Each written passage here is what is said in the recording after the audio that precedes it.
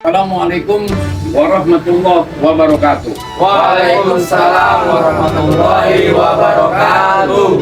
Encang-encingnya babe.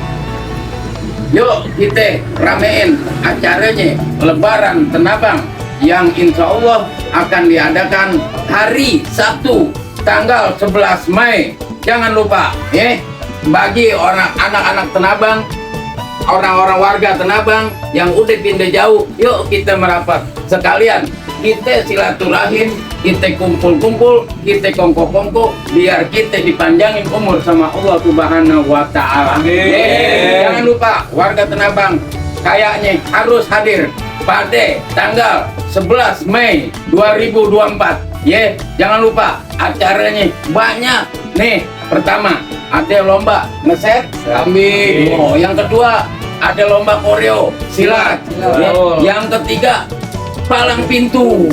Yuk rame-rame kita kumpul deh, kita hadirin ya.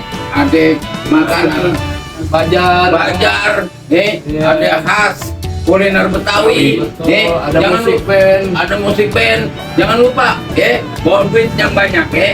Kayaknya gitu aja ya. Nanti ketemu nih sama aneh Topik Burung ya, kita ketemu lagi kayak tahun yang udah ya. Jangan lupa, wabillahi taufiq wal hidayah. Wassalamualaikum warahmatullahi wabarakatuh. Jangan lupa hadir. warahmatullahi wabarakatuh.